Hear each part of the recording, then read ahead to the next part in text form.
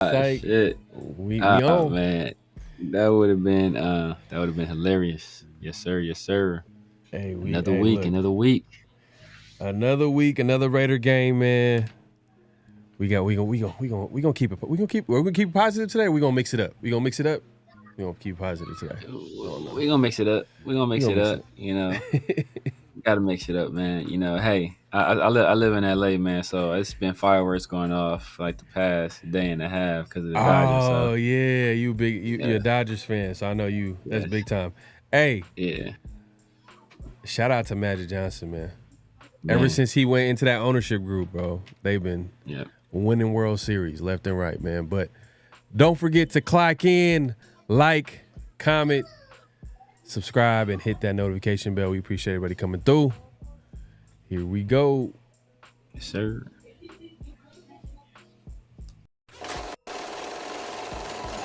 Great Pharaoh.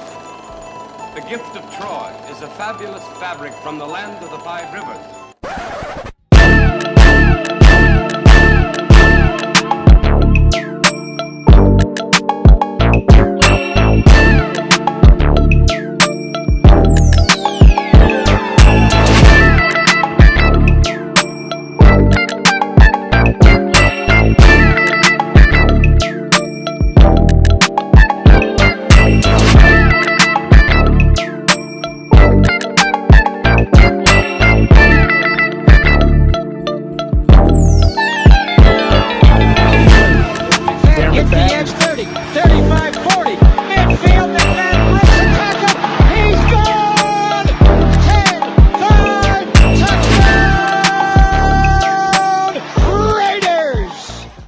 Years ago, when we came to Los Angeles, I really believed that the greatness of the Raiders would be in its future.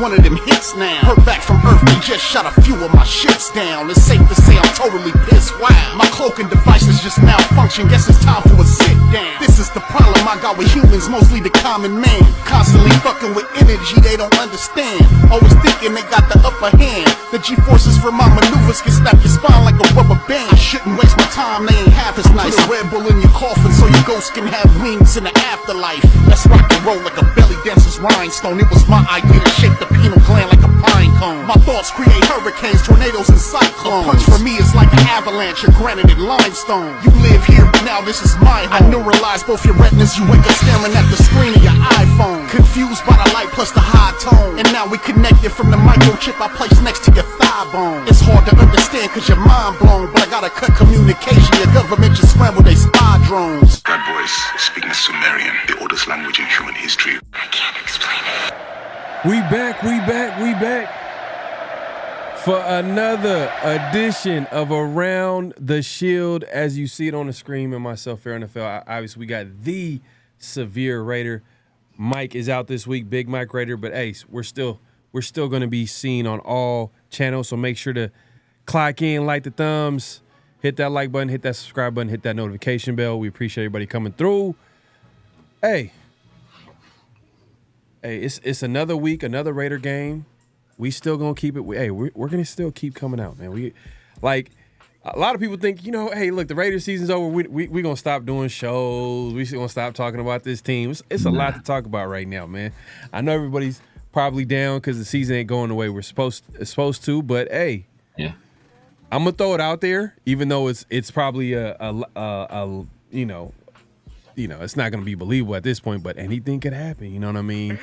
Anything could happen. The Raiders could go on a run, make it to the playoffs, but so you're saying there's a chance, man. It's funny too, and we'll get into it. But shout out to Ted. He had a tweet that like made a whole lot of sense to me. Like when you're a team that is ahead of a schedule, meaning you're winning early on, but you still have holes on the roster, that's probably a bad thing more than it is a good thing. Exactly. And we'll get into that conversation a little bit later. Yes, sneak preview, tank or not to tank. But we'll get there in a second, man. We appreciate everybody coming through. Like I said, like, comment, subscribe, hit that notification bell. Man, Severe, what's going on, man? Look, we're shooting this on Halloween, so hopefully everybody's having a safe Halloween with the family and stuff like that. Yeah. But what's going on with you, Severe? Oh man, nothing much, man. I got a little bit of a taste of winning. With the Dodgers winning the World Series, man. I'm not even really a baseball fan like that. I support the Dodgers by default. I'm not really a baseball watcher, but just being able to get a taste of what that feels like, man. It was like, like that's delicious. Like I want some more of that. But for teams I really care about, namely the Raiders, man. So, it's nice. And the Dodgers went through a very dark period of time, with their ownership. Two different owners, they had, and that's a little bit of a word of warning. I know a lot of people want to,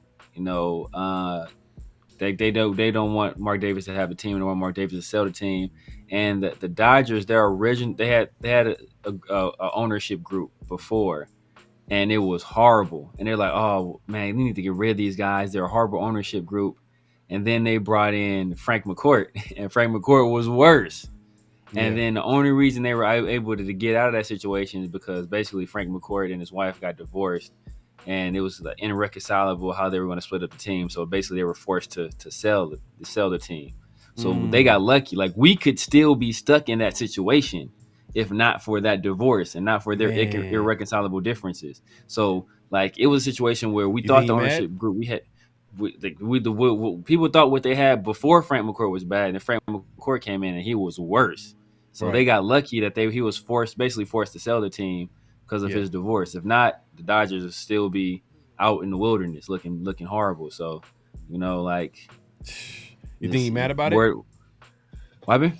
You think he's mad about it? Like, because he had to sell the team. The divorce. It sounded like he had to sell the team. It didn't seem like it was his choice to sell the team. So, I mean, I'm sure at the time, but that was the Dodgers weren't winning anything at that time anyway. So it's not like it was. But still, man, it's a huge mark. It's the Dodgers historical team. Yeah. Like, come on, like, I'm sure he didn't want to do that. It's like that's like Mark Davis being forced to sell the team. Like, come on, like it's the Raiders. Like but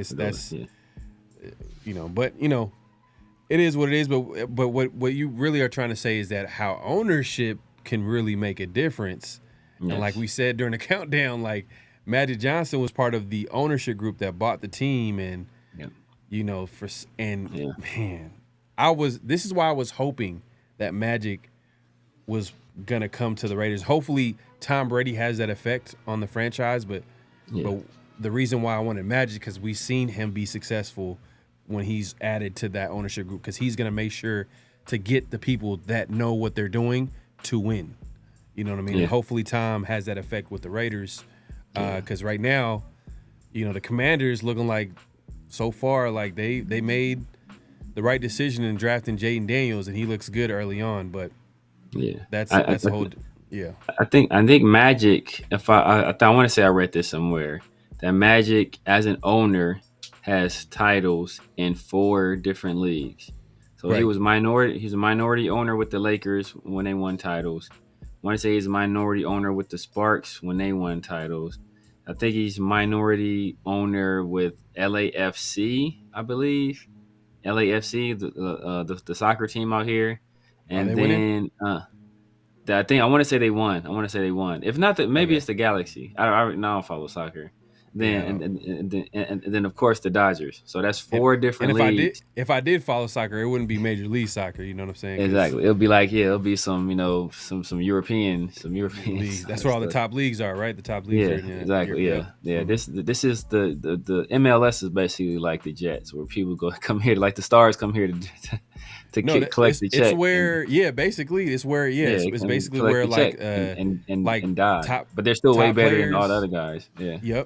Yep. Like a lot of the top players, they're in like, obviously they're done. Yeah. They're past their prime, but they still can get cashed out by MLS. But that's a whole different conversation for another day. But let's get into it, man. The Raiders do have a game this week, man. It's the Bengals versus the Raiders.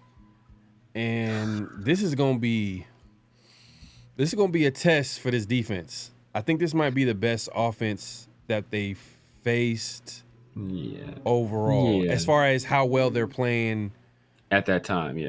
No, it's like I wouldn't say overall. Like their Russian offense is really, they can't run the ball. But they do got Joe Flacco out there. I mean not Joe Flacco, but they do got Joe Burrow out there, and hey, they got some weapons on offense, and it's gonna be a big test. The Raiders defense, on the other hand, like as much as we've been talking about how like they haven't been as good, they're not too bad. You know what I mean? They're like top 12 in pass defense. So, but we know that they're dealing with a lot of injuries, and it's going to be tough like to go against some of these teams moving forward, especially these good quarterbacks that they're going to be playing against. Last week it was Mahomes, but we've seen the Chiefs.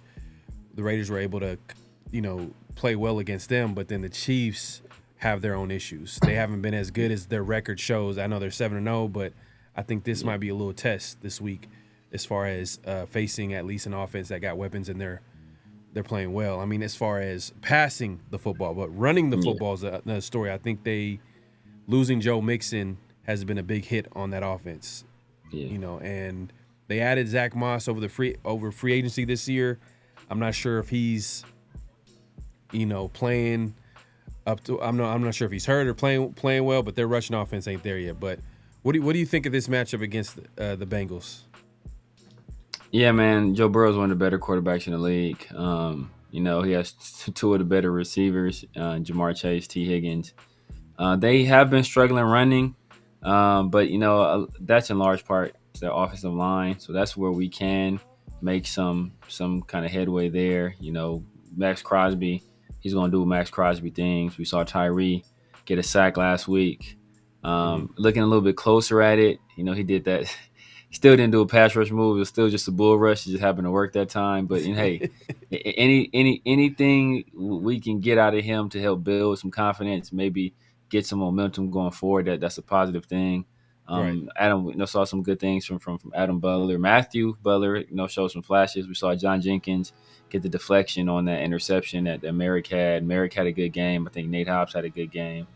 So I think the defense played well last week. So as you said, it's going to be a big test. We haven't had a passing offense this prolific, this year.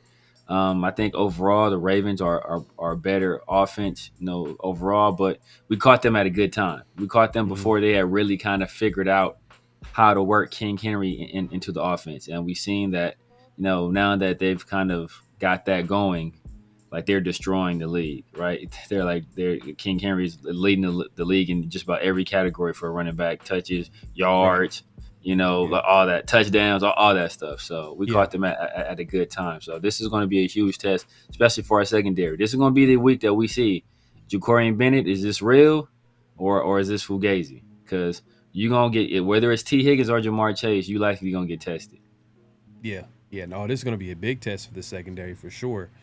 There was a rumor, though, that T. Higgins is available for trade.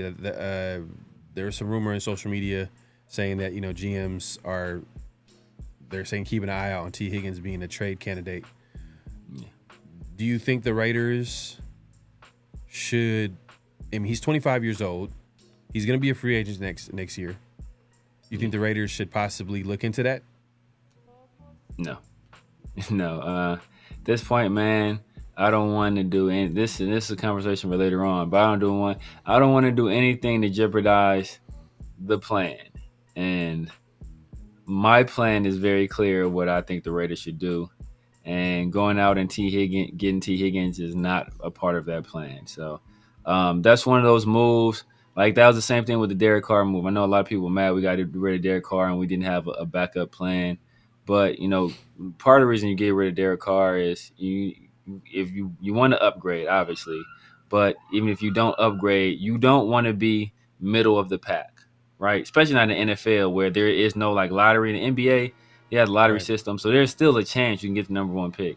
In the NFL, the worst team gets the higher pick. So you're not incentivized to be middle of the road. That's not the place for you. You need to either be contending or bad. Those are the places you want to be.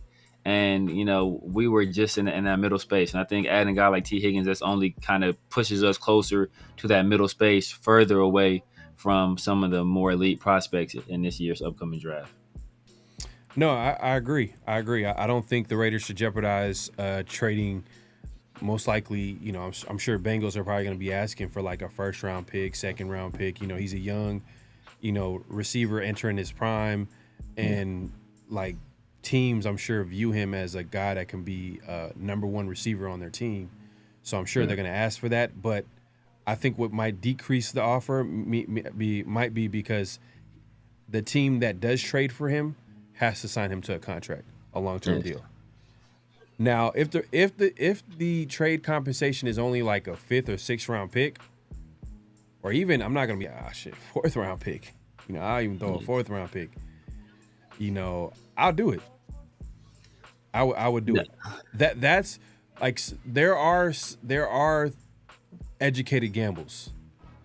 You can take gambles where hey, look, it makes sense to gamble on a 25-year-old player who's this. You pay the young players, but when they hit that 28 age, I noticed that teams tend to not want to offer big contracts because, to be honest, sometimes they take that big contract and they're not as good as they were when they were earlier in their prime. But and the injuries could set in. Who knows? They're not as hungry as they once were. There's only a certain players, I think, the exceptional can't miss, and those players usually are not available, that you would even give big time contracts even later in their career.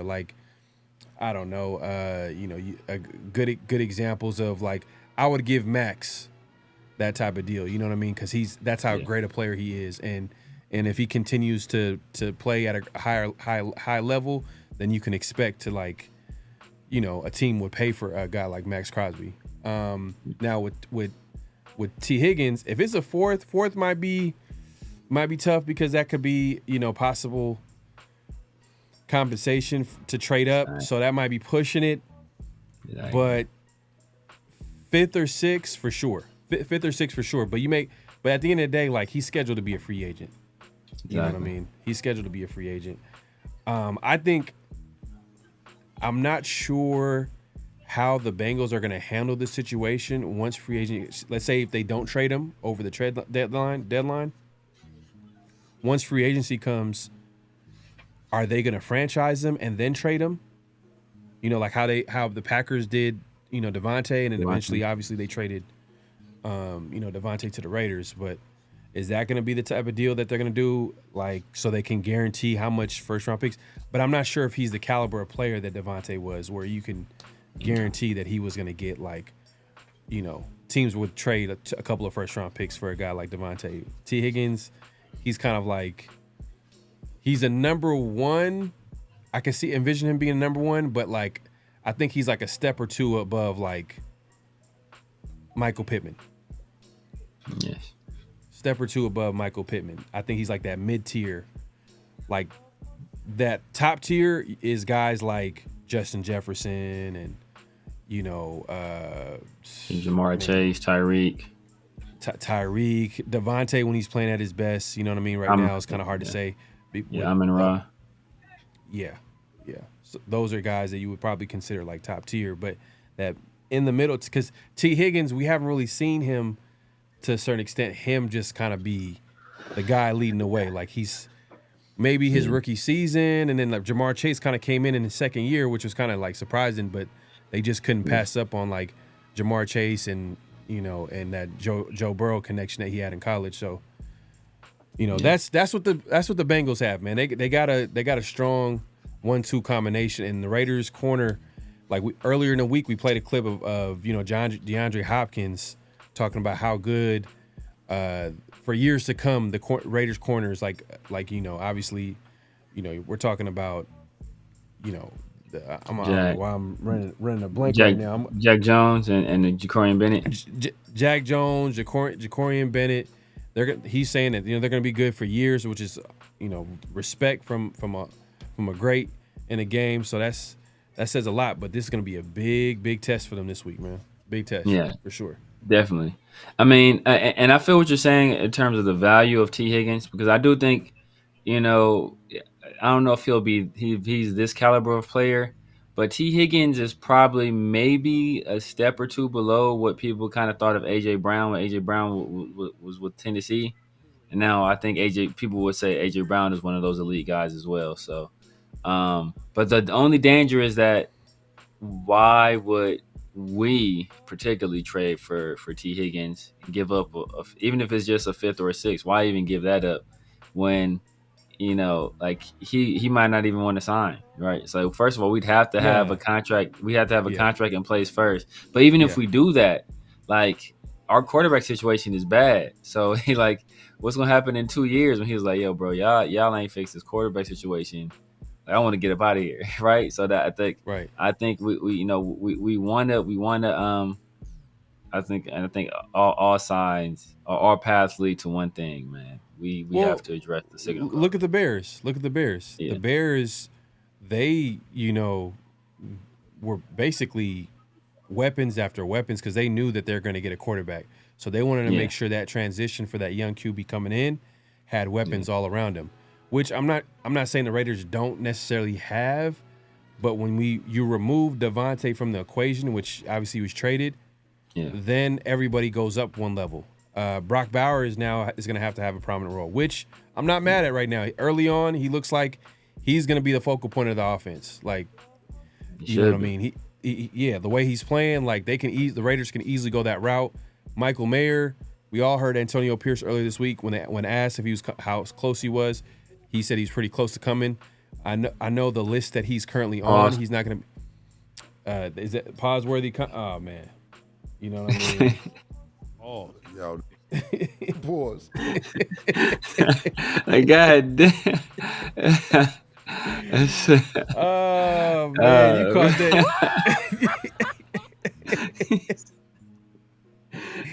You caught that early. He was like right on it too. You're like early. Oh man, but I mean, now go finish your point, man. I know you was cooking till I threw you off. Yeah, you threw me off. I was trying to. What was that? you said some filth about Michael Mayer. Oh yeah. So Michael Mayer, he's literally close to coming back, but I think based off the exempt list that he's on, he's not eligible to come back until like week 11, I believe. So, which means that if he's saying that he's close, then he might be ready to play now, but he won't be able to come back until then. So, I actually want to see that. I want to see how the offense looks with Michael Mayer in there. Let's get him involved. That's what I want to see. I want to see guys that are gonna stay on here long term or can possibly stay long term to get some PT, and then we can judge and see like, all right, is this a guy that we want on this team moving forward? Like, we all kind of like Michael Mayer, but obviously we weren't able to see that 1-2 combination, especially ever since Devontae left. We haven't seen Michael Mayer for a minute. Like I don't know, what was the last time he played? I remember the last game that he played. I think it was like probably early in the season. So I want to see that happen, and then I think,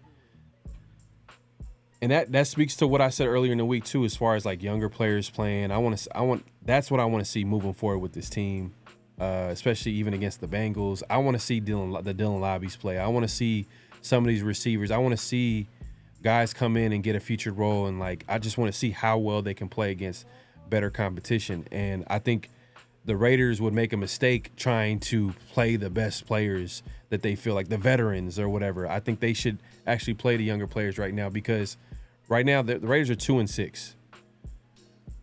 They're 2-6. They're going against a team where they're trying, even though they're like 3-5, which is Bengals have notoriously start the season slow, but I think this is probably the slowest they've start, and might be the worst team out of all the teams that started, because their defense is not as strong as it has been in years past. Yeah. Do you see Raiders taking advantage of the Bengals defense this week? No, I do not. I absolutely do not. I don't. I do not see them taking advantage of this defense this week. And normally I would say I hope I'm wrong, but I actually don't hope I'm wrong. Okay, for obvious reasons. It's a situation where we don't have a lot of weapons outside of Brock Bowers. And part of the reason is because we invested in some older players, early on, in the Hunter Renfrows and the Darren Wallers. Hunter Renfro's not that old, but, like we invested in some of those guys. Then Devontae Adams, right? And now that we're kind of more on a rebuilding schedule, the offense has a completely different look to it. And the reason why, like, it was different for like the Commanders and the Bears is because, the Commanders, they had like Sam Howell, and they, a lot of people in the organization like Sam Howell. So they're trying to say, hey, man, can Sam Howell be our guy? And so they wanted to give him weapons, and they already had Scary Terry, Brian Robinson, some other stuff. So, and then with the Bears, they were still trying to figure out whether or not Justin Fields could be their guy there. So they were trying to give him the weapons, like, hey, you can't say it's a weapons thing. Is it you or is it the weapons you have? So we give you good weapons, and you still not winning. Well, then obviously it's you. It's time to move on.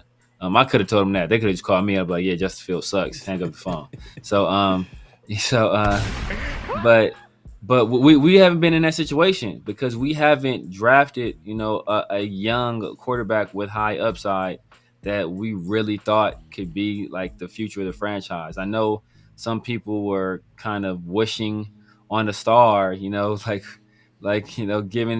their all to believing that Aiden O'Connell could be that guy. But the guy was an older rookie.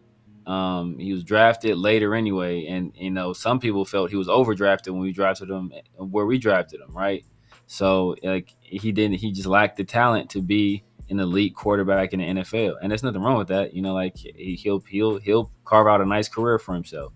But we just don't have the horses on that side of the ball right now, right? Like only guy we have is Brock, and we saw what happened last week, Jacoby, and Jacoby's back. Jacoby's back too, but we kind of saw what happened last week. Like they kind of they did what they had to do to take those guys out of the game, and basically what they did, as Antonio Pierce talked about in the pressure, is that they dialed up the pressure. They started blitzing, making us get rid of the ball quicker, and when we did that, that kind of takes a lot of what we want to do with some of these guys out of the equation. So and we can't consistently and that's the situation where we can't consistently stay on schedule, make the right decisions, pick up these 3 and 4 yards on the pass, keep the offense on schedule, and just march down the field because you know, like, we don't have a guy that's going to do that. And I don't think we have a guy like in Gardner. I don't think Desmond Ritter's that guy. I don't think Aiden's that guy. I don't think any of them are good enough to do that consistently. So,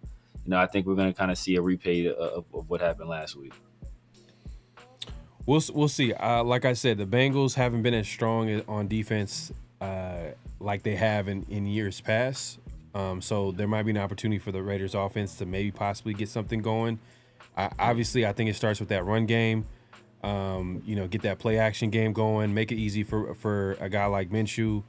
O-line got to play their part, buy him some time, and we just got to hope and pray that Minshew does not turn the ball over. You know what I mean? It's almost like the commentators I was watching the game, they jinxed them. They're like, oh man, because literally right when they said it, they brought it up. I don't know if you were paying attention to what they were saying at that point, but you know, Minshew's issue has been turning the ball over. He hasn't turned the ball over yet, but you know, especially in a game like this where it's really close, like he has to continue. And as soon as I think Trent Green was the color analyst for that game. Like as soon as he said that, former Chief jinxed it. Yeah. Turnover happened. He fumbles. He wasn't the Chief for that long, was he? Was he Chief? Trent Green, yeah. I mean, Trent Green, he was there for a few years. He was a Chief. Was he a Chief for that? I was Chief for a while. I know he came from the Rams. He came from the Rams, and then Kurt Warner took his job. Yeah, he wasn't there for like years, but like I just remember the teams that he was on. Like it was him, Tony Gonzalez, Priest Holmes. Yeah. The receivers was trash. You know what I mean? The receivers was trash, but they had Dante Hall. I want to say Dante Hall was a dog. He wasn't a true receiver. Yeah, he was more of like a game-breaking special teams return man. But like, he was a fun player to watch. Even on offense, like, for sure, he's super shifty. Ball in his hands, like he can make people miss. It makes you think like a player like that in today's NFL, like with the creative. He'd be a menace with the rules too, the way they are, like where you can't basically can't tackle nobody. So like he's gonna be making people look crazy out there, but. It is what it is, but we'll see, man. But let's take a look at the injury report real quick before we go to the keys of the game. Let's see here, man. Let's see. Let's go. Let's get it right here. Oh wait. I just had it up. My bad. Here we go. So we got Week 9's injury report. This is the Thursday injury report. We all know the Friday injury report is the end all be all when we know like exactly who's gonna play. It's a good like way to just judge if a player is gonna play next game is that Friday practice because it's the last practice of the week. But looking at the practices so far this week, Brock Bowers was on an injury report for a rib injury. He fully practiced both Wednesday and Thursday practice. He's good to go. Harrison Bryant, elbow, limited practice. Max, ankle, we know he's dealing with that, but he fully practiced last couple weeks. He's been practicing fully, so that's a great sign for him. He's getting better, which healthy Max Crosby is going to be a dangerous player at any given moment. So that's a good thing. Andre James, I think everybody's celebrating right here. Every Raider fan. No one should be celebrating injuries, but exactly. But golly, man, James is just. I think he's holding that O-line back. He has an ankle injury, did not practice this week. Hey, I think we might see Jackson Powers-Johnson start at center. Dylan Parham is not on the injury report, I believe. He's there. He is, but he's limited. He limited this week. But you bring him in, then you have Meredith probably start at left guard, and you got Parham back to right guard. Man, I want to see what that combination gives us. I want to see how that looks like and what the O-line does this week. So before we move on, let's ask you a question on that. So would you do this? I think most people want to see Jackson Powers-Johnson at center and Dylan Parham at left guard. But what would and I wonder what the chat would think about this as well. Just for more continuity, if we keep Jackson Powers Johnson at left guard, keep Jordan Meredith, who's played pretty well at right guard, and then play Dylan Parham at center, who also has some center experience. I know ideally they probably move Jackson Powers Johnson to center, but just for continuity's sake, what would you think of that lineup combination? And also the chat, and I want you guys to chime in as well. Well, it depends on how well Dylan Parham plays at center. Like, how well do you think he can play at center compared to guard? Yeah. If you feel like Meredith and Jackson Powers Johnson, they can give you pretty good. They're pretty good at the guard spots. I think it just depends on how like Parham looks at center. But I'm not gonna lie, they had Jackson Powers Johnson last week at center for a few snaps. I think like 14 snaps, and he looked pretty good. He looked good. You know, yeah. So I'm like, oh man, maybe we could start that transition now. That transition now. Have Parham just keep him there at guard, and then Meredith. What you're saying is Meredith. Well, I mean Meredith. He's a backup player. He's a utility player. So his responsibility is like you got to go in there and play wherever they need you to play. So they need you. Yeah. So maybe put him at left guard. But if I see what you're saying, the way you kind of phrase that question, because you want to, because Meredith has been playing well while he at right guard. So I get what you're saying. But Johnson playing well left guard, and even if Dylan Parham isn't the greatest, like he's replacing Andre James. So like not like he's replacing like you got to go out there and play. But just after seeing how well JPJ played there, I think the likely move is JPJ to center. Yeah. But that was and like because he's going to be he's obviously the center of the future. I think everybody. Andre James knew that too. That's why they had to call him like you good. But like Andre James JPJ is the center of the future. So I think that's what they likely go with, especially after how well he played last week. But it's just that you don't want to do too much shuffling on the offensive line, and you either have to move Meredith over to left guard, which he hasn't played left guard at all. I don't think he played left guard at all this year. And then because Isaiah early in the year was Whitehair, so he didn't even play left guard at all this year. It's Whitehair earlier. So how much do they trust? So do they even play Jordan Meredith? Do they even play him at left guard, right? Or you have to move Dylan Parham over at left guard. He struggled at left guard last year. So it's like it's a lot of moving parts in that scenario. In this situation, there's one guy that's out. You replace him with another guy who also played center in the past, and a lot of Raider Nation liked what they saw from him at center when he did play previously in Dylan Parham. I hear you. You're like saying like I think that would be a smoother transition is having Parham play center, but I'm like, hey, start it now. This season is done. I'm gonna be honest with you. I'm right there with you. It's done. So look, we need to evaluate. We need to evaluate. Get them reps out of there. So then next season comes along, and JPJ is gonna be ready to go. Which I'm sure either way he's gonna be ready to go. Because if like they give him that starting center spot, I'm sure the off season, another year playing in the NFL, strength program, all that good stuff, he's gonna be ready. But like, just let him play like this. He looked good out there. So just if he can be there at that center spot, what's the bigger impact? Him at left guard or him at center? Definitely him at center. That's what I'm saying.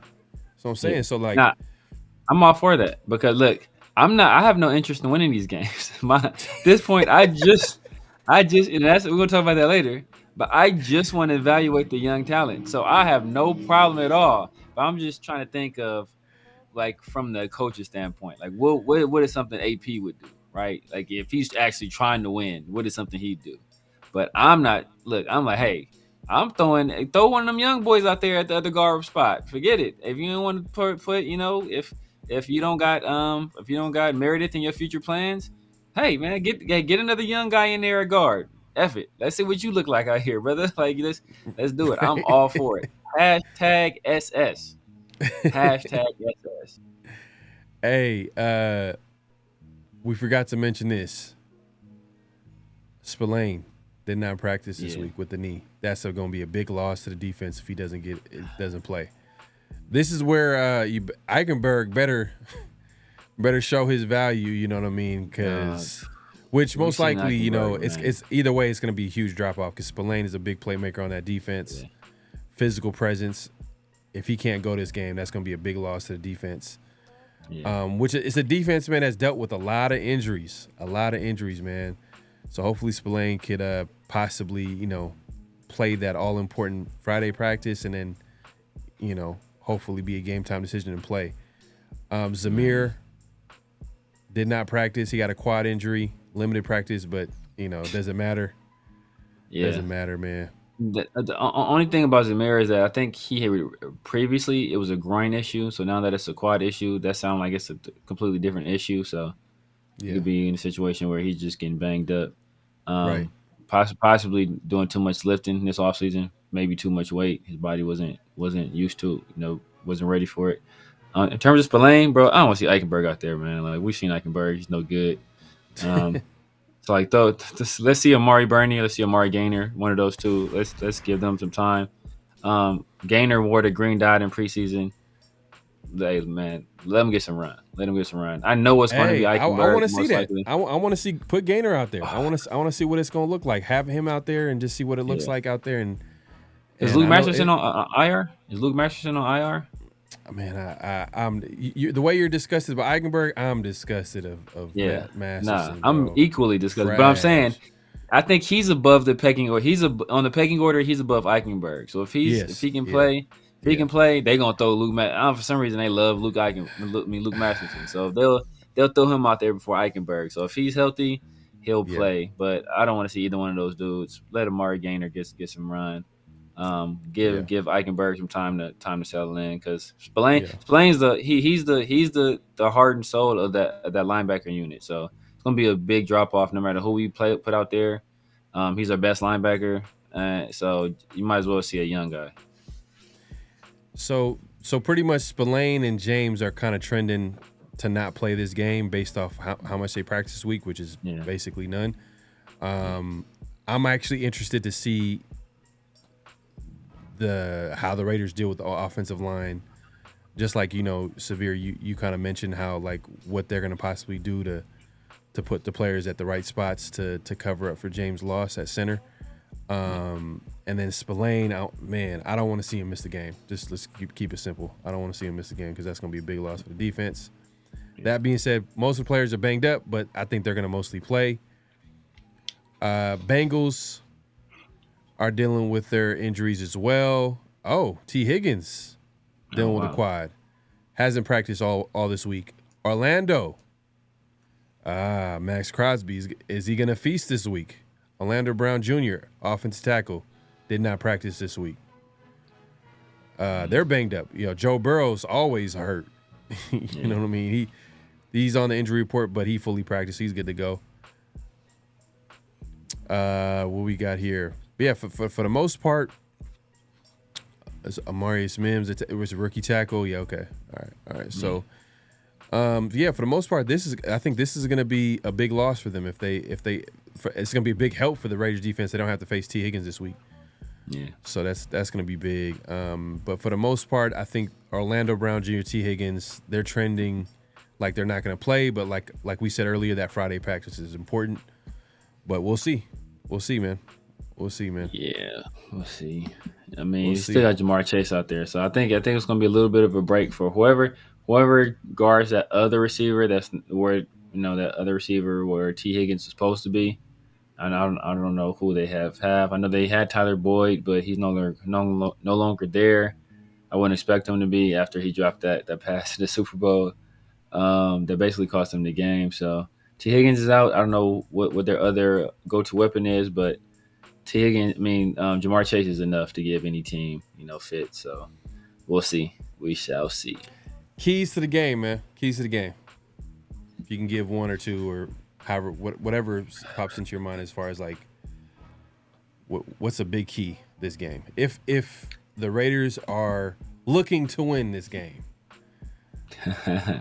if the Raiders are looking to win this game. I think number one is just protecting Gardner Minshew.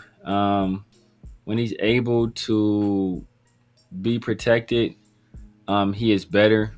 Still not great, but like most quarterbacks, he is better when he has protection, especially if you keep him getting hit early in the game. When he starts to get hit early in the game, or he starts to feel the presence of pass rushers around him early in the game, that kind of causes him to speed up his processing, not go through his progressions much quicker than he should, and oftentimes he misses guys that are just about to come open if he would have stuck on a read for a little bit longer. And I think it's partly because he's been hit a whole bunch. So if we can protect him, I think we'll have some success through the air. I think that they have struggled matching up with tight ends, I want to say, this year. So this should be like a Brock Bowers regardless, it should be a Brock Bowers heavy game anyway, because he's our best weapon right now. But even more so, against a team that I believe they're struggling to cover tight ends this year. Well, look, the Bengals defense hasn't been as good as they have in the years past, especially against the pass. It's going to be interesting to see how the Raiders respond this week as far as getting Brock Bowers involved and how Brock Bowers responds, because he was involved early on in the game, and then there was a huge span where he didn't get the football. So I definitely want to see him get involved early and often. And I think, to be honest with you, it got to be Brock. Already, Brock Bowers got to be the number one option. You got to be number one option. Then after that is Jacoby, and then everybody else. You know what I mean? I think Raiders have an opportunity to possibly, maybe get the offense going this week. But when your quarterback is Minshew and I just can't get 100% confident in it. But I would say the Raiders' strength so far this season is passing the football. So, try to set up the run by passing the football. Zamir doesn't look like he's going to play this week.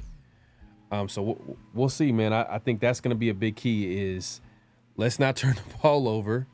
Let's not turn the ball over at all. First please. Yeah, the Raiders, I haven't even looked it up because I know they're probably in the top 3 worst in the league as far as their turnover differential. The Raiders are turning the ball over more than they're getting the football. So, that's just you're not going to win whole lot of football games. So we got to protect the football. And, I would say get the run game going, but at this point, I'm kind of hoping for something I don't think is going to happen. It's just not there this year. They've had their moments where they've run the football, but they just haven't had a complete game, and I don't think they just have it. I don't think they have the talent. I don't think they have. The offensive line hasn't gelled enough, played well enough. They've dealt with injuries. I think what's worked for them is passing the football at times, and I think if they're able to mix that up and then kind of feature the run game, I think that might work, especially this game. And then I wouldn't say don't turn the ball over. And then, defensively, if we're going to the other side of the football, man, that's going to be a big loss for the Bengals, or a big help for the Raiders defense if T. Higgins doesn't play. But either way, it's Joe Burrow. He's one of the top quarterbacks in the NFL, man. I think it's going to be tough. It's going to be a tough game. But yeah, man, we'll see, man. We'll see. Hopefully the Raiders can play a good game. I'm just going to say that. Hopefully play a good – I just want to say a good football game, exciting football game. And if they can do that, man, I'll be good with that, man, to be honest with you at this point, because we're going to get into that conversation later in the show. But yeah, let us know in the chat, man, if y'all don't – hey, if you haven't liked the video, make sure to clock in, like, comment, subscribe, hit that notification bell. This is being shown on all our channels, so make sure to hit that like button, subscribe, hit that notification bell. We appreciate everybody coming through. Just to move it along real quick, it's Around the Nation. It's that time, Around the Nation, and this is where we get into what's being talked about around the around the nation, pretty much around the Raider Nation, and see what that conversation is. You know what I'm saying? So pretty much, right? So, and the conversation has been mostly about coaching.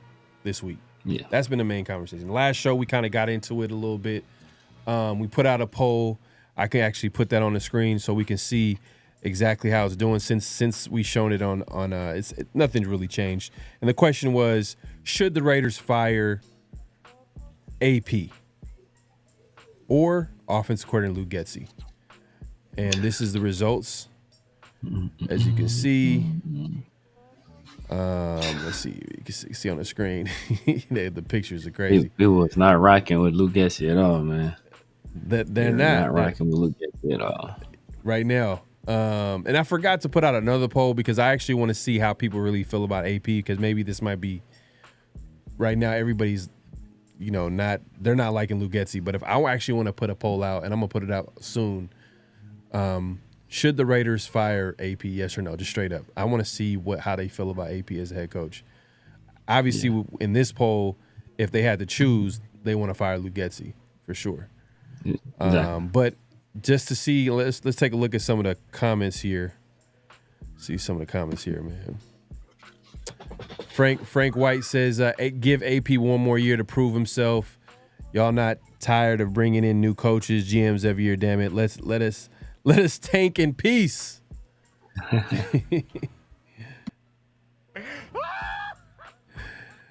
Man. Austin Avila, shout out to my guy, man. He says, keep both of them and evaluate at the end of the season. We need to get a franchise QB. Firing them won't help us get that.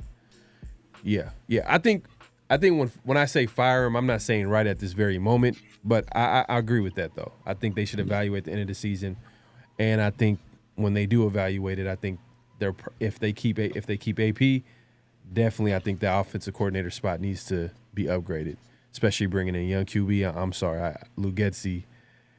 But, you never know. You never know. We got Getsy was hired for the quitter Adams. Only calls good plays when we down. Man. You know what? If the Raiders really made Getsy the OC because of Devontae Adams, I think I would hate Devontae even more because of that. Like you really brought this guy in like he was going to do something. That's crazy. Like it always like mystifies me when people like say stuff like that. He only calls good plays when we down. Like he was calling like he's saving all the good plays for when we losing. Like I'm gonna say these. I'm gonna say these good plays when we like no offensive coordinator is like that. It's dictated by what the defense is going to allow you to do. And when they're up, they're going to allow you to complete passes. Shallow, rally and tackle, keep the clock moving. That's why teams be looking so good on 2-minute drills, and that's why Derek Carr used to throw for 80 yards through the first 3 quarters and 120 in the fourth, because at that point when we was down, like we're gonna let you throw the ball and keep tackling and let the clock run. Yeah, I don't know. Yeah, it's to me it's too risky, because on one side you can say that Getsy has been drawing up plays and people have been open. The quarterback play has been terrible. So if the quarterback play is terrible, then how do you know that he's calling a bad play? You're just assuming it because the play didn't, broke down or didn't go well. And we had this conversation, earlier in the week. A lot of people will be more critical of the coaches when clearly the player is not playing as well as they should. So the execution ain't there. But it's that's on one end. But then on the other end, there's critical moments in the game where we're like, what kind of play call is that? Like, what are you doing? And do you really trust this guy to develop the next QB, franchise QB? You want this guy here multiple years, and we already have questioned about him? I think it just makes sense to just cut your losses. Cut your losses at the end of the season. Not right now. We need him right now. Exactly. Not until the job is done. The mission is not complete. Chris says Getsy hasn't done anything since Green Bay. AP's trying to build back a lost culture. That isn't easy to do. He understands what it is, needs to go the extra 5 steps that the Raiders have no idea even to find. That is to win. Right now is where we find the true Raiders, though. The ones that fight even, though. It won't happen overnight. It takes a couple of years at a very least. Buckle up, hold on. It's going to be a ride. I hope you're right. Yeah. I hope you're right. People are really polarized on this issue. Yeah, I think you know what it is, and this is probably a problem with Raider fans is expectations. Our expectations are like we're gonna win the Super Bowl, we're gonna compete, we're gonna be one of the best teams in the NFL, but like we clearly see our quarterback situation. We clearly look at the best teams in the NFL and their quarterback situation. If you compare the Raiders quarterbacks, it's not even close. You know what I mean? Or, you know, and a defense this year, you know, they dealt with injuries, so maybe that might have been. There's a little bit of excuse for them. Like, all right, they're not at their, you know, they don't got everybody in their toolkit right now. Like they don't got Christian Wilkins, they don't got Malcolm Kuntz, they don't got Marcus Epps, they don't got a few players on defense that have missed some games. Even Max Crosby, who doesn't miss games, he missed games. He played hurt, so like, you know they're beat up. Fire Luke, Billy man, shout out to Billy man. Fire Luke Getsy, no AP. Yeah. Bean Farts 4639, man, crazy name right there, man. If AP had a real QB, people would have their mouth shut. Okay, sheesh. Hey man, he just letting you know right there. Come up with these names, like well, like what? What possesses some people to come up with these names, man? Nathan says AP gonna learn real quick. Decisions may cost him his job. Yeah, man, he's real critical. I mean, Rambo, we all know he critical, man. Yeah, we all know, man. He not internationally critical. He says fire the whole staff, which means fire AP. Because when you fire the head coach, everybody got to go, right? Look at two stock. I told you people. I told you people was gonna ask for that. Hey, originally I had it for both. I had AP, Luke Getsy, and I had both. But when you fire AP, you're basically saying everybody. Yeah, but people don't think like that. Who's gonna fire AP and be like, I'm gonna keep Luke Getsy. I'm gonna keep you know what I mean? I'm gonna keep all these other coaches. You know, the new coaching staff, the new head coach is going to want his own coaching staff. Yeah, but people don't think like that. People don't want that. They want blood. That's what they want. Yeah, they don't want to be like, oh well. Logically speaking, if you fire him, then the rest of the people are gonna be fired as well because they're not gonna They're like, no, I want everybody. Fire all these mother effers. Everybody getting pink slips. So that's how they want. That's how they want it. So 2 sacks is where's the option for both? A little bit different. Yeah. Roland 901 said both. Fire the cannons. Keep them both. Keep them both. Exactly. Wow. It's a nixel. That's what I said. That's a little bit different. Keep them both. I think I'm saying that right. Man. See, look. Kevin, he might be trolling. I don't know, man. I don't know, Kevin. Kevin Salazar is on the same thing. It's a QB thing and some O-line problems. Okay, same Kevin. All right. We don't have the offensive line. Okay. Okay. You know what? I might open up the options on the poll next time. I'm gonna repost this poll and I'm gonna include AP, Luke Getsy, both, or keep neither. Yeah. So that's all right. I actually want to see what people would say. It's gonna be Luke Getsy by a mile still. It's gonna be Luke Getsy. No, for sure. It's gonna be Luke Getsy by a mile, followed by both, then followed by AP probably. Chill Will says fire everybody at the end of the season. Not right now. We need AP's game management and competence, and Getsy's offensive play calling comes to lose enough games and secure a high enough draft pick for a franchise QB. Man. Whew, man. So that's another guy saying, fire everybody at the end of the season. Yeah. AP's a rookie head coach. You have to give him time, just like players do. Okay, look, see, I like that. It's a little bit sensible, yeah. and I like these too. We don't have an offensive line. I agree. Offensive line hasn't been consistent. I do think that we have some talented pieces at certain spots, but I'm going to ask you this, man, because I seen this, and we talked about this on a previous Around the Shield, and shout out to Mike. He was probably one of the first people that said it.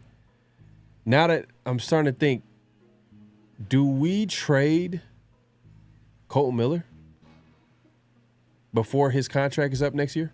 Because next year is his last year on the deal. And do we get something out of it? Like, you know what? At the end, I know that's crazy to say, you know, left tackle. He's not getting paid a whole lot, but like, I think it would open up $12 million. But I don't think he's gonna hurt. His cap hit is not huge for a left tackle. Yeah. But next year is his last year on a deal. Do you trade him while you can get something for him? You know, you always want to trade a player 1 year ahead of time to get. Yeah, rather sooner than later. Right. Do you keep Colton Miller? Do you trade him and try to get something from him so then you can use that as trade capital to get your quarterback in this upcoming draft? No, because who do we replace him with? And somebody in the chat's going to say Thayer Munford, and I'm going to go ape shit if you say some dumb stuff like Thayer Munford played. Like Thayer Munford can't start over DJ Glaze at right tackle, so he's not going to be an upgrade or, you know, even play on the same level as Colton Miller at left tackle. Colton Miller just turned 29. Generally, left tackles can play till their mid to late 30s. That means he has at least another 6-7 years at least. This is the first time in a long time he's had any kind of injury problems. He's usually, you know, since he was a rookie, right? Like, so he's usually a model of health. Very consistent player for much of his career. You know, top 10 to 12 left tackle all these years. Like, you don't just get rid of that guy. And because you want to be able to protect your rookie quarterback. You already talked about Joe Burrow being hurt all the time. Part of that problem is because, you know, they elected to draft Jamar Chase instead of Penei Sewell. So, you know, like, they would have had a little bit more protection had they drafted that left tackle. We have a guy in house, may not be a super elite guy, but he's a very good left tackle, and there aren't too many in the league that are better than him. I'm not getting rid of him because you likely to get a tackle of his caliber. Generally, those guys are first, second round picks, and if you're going to have to trade up for a quarterback in this draft class, you're going to be trading first, second round picks. So that means either we got to pay another guy in free agency that's going to be about the same amount as him, or draft a guy in the first and second round, and we're likely going to have to trade those picks to get up for a quarterback if we're not in position to draft one. So I'm keeping Colton Miller. I think you're probably going to look to draft a tackle in this upcoming draft for sure. Whether you keep Colton Miller or not, it's going to be tough because if you're going to be trading up, then that means you're going to be trading away some of the picks that you would probably use to draft a left tackle. Second round being like the earliest that you could probably do it, because if you're going to get a quarterback in the first, then that's the next biggest pick. But it's interesting because now if you think about it, you're like, man, he did take a while to come back from that injury, and like he's now like he's getting up there. I mean, he's not tackles kind of age well. Tackles age well, but injuries, if he can't stay healthy and you kind of get a sense that, hey, maybe he's getting banged up, he's not as good as he once was, then maybe you can get something out of him, especially a team that's trying to make a run at the Super Bowl who are dealing with some offensive line issues. Not the Kansas City Chiefs. We're not going to trade them to the Chiefs. We're not going to help them out, but like it could be another team who whatever, you know, team that would need O-line help at this time, and a lot of teams would need an O-line. But I'm just saying, like, if we can get like a second rounder, I mean, what's the highest that you can get for Colton Miller? Second rounder, probably less than that. Definitely not a first. Not a first. No, not getting a first rounder. Probably not getting a second rounder. You can only get a third rounder for Devontae. You're probably getting a third for Colton, because whoever takes him on is going to have to give him a contract, which is part of the reason why we're trading him. So it's like they're looking at the same thing we're looking at. Like, okay, we're about to pay this guy after this year. So I think it's just better to just keep him. It's going to be difficult to find an upgrade. If we don't draft a guy in the first round, it's going to be difficult to find a guy that's better than Colton Miller playing left tackle. So it's better to just hang on to him, fix our quarterback issues. I think our offensive line is going to be much improved, especially, you know, in the future when we finally make the move to JPJ as full-time center. You know, I know a lot of people like Thayer Munford. Obviously, he's a wide receiver now, so he's not going to be playing left tackle. So, you know, let him stay at wideout. Let Thayer Munford stay at wideout, and we'll keep Colton Miller at left tackle. Yeah, man. We'll see, man. I just beginning the season, I was like, I think we had this conversation with Mike here too, and I was like, nah, I don't think we should trade Colt Miller. It's not like we're paying him a whole lot of money, and he's a solid player, and we now have to use resources to replace that position. But now I'm kind of like, damn, he did take a while to recover from that injury, and then we seen him on the injury report. He's getting older. It's like, and then his last year's a deal, so eventually we're gonna have to pay him. Does he feel like he should get top 10 left tackle money? I don't know about that. I don't know if he's top 10. I don't know. I think his consistency led him to be top 10, but I think I don't think he's that great. I don't think he's a good player, but I don't think he's a great player. Because I've seen him get dominated way too many times, if that makes sense. Yeah, I mean, I think it's funny because if you ask like people around the league that are not like Raiders fans, but are like, not casual fans, but like people that actually study the game, they have a much higher opinion of Colton Miller than like the average Raider fan does. They all think he's like super underrated, right? Like all those like scouty, nerdy football guys, they're like, Colton Miller is one of the most underrated tackles in all of football, and he is, because it's like he's been on he plays a position that's not a flash position. He's been on a bad team, with horrible quarterbacks in most of his career. So, so like he doesn't get the same kind of recognition that some of these other guys do, and that's what happens. Like generally these, especially you're playing offensive line, like you're recognized generally as a unit. And so if you can be like the greatest left tackle in the world, but if your offensive line unit is bad, then like they kind of hold that against you. And for a long time, we've had like bad offensive line units that weren't that great. Well, we haven't had a great, I think we were talking about it the other day, we haven't had a great offensive line unit since, we had Donald Penn and Ronnie Hudson and Kelechi Osemele and Gabe Jackson and Austin Howard. And Austin Howard was kind of the weak link, right? Right. And Donald Penn had been ran out of Tampa Bay. He came here and he was one of the better left tackles in the league at the time. He was getting respect, as such, because he hadn't given up a sack all year long. So I just think that, it's the grass ain't always greener. Just ask Devontae about that. Right, man. Man, but yeah, man, hey, like we appreciate the comments. Everybody commenting from the post, man. I'm gonna try to see if I can put another poll out there just asking, because some people were like, hey man, like we should keep. Sound like y'all want to keep some of y'all said keep AP and Luke Getsy, because some of a lot of the issues are because the players aren't executing. And that makes sense. I mean, the quarterback play has been pretty bad, but I'm just not 100% sure. If Luke Getsy was your backup option, and you just had a full season with Luke Getsy, and AP right now is going to say all the right things, like, oh no, we got to execute better and yada yada yada. I know we got to coach better, but Luke Getsy's still going to be our OC. He knows that he's going to keep him the entire season. But when the end of the season, when the guy that was literally you settled for at offensive coordinator, the offseason comes up, and then you got all these offensive coordinators coming up, and you know that this is going to be a big time offseason when it comes to getting that franchise QB. I think Getsy's probably going to be let go, in my opinion. But we'll see.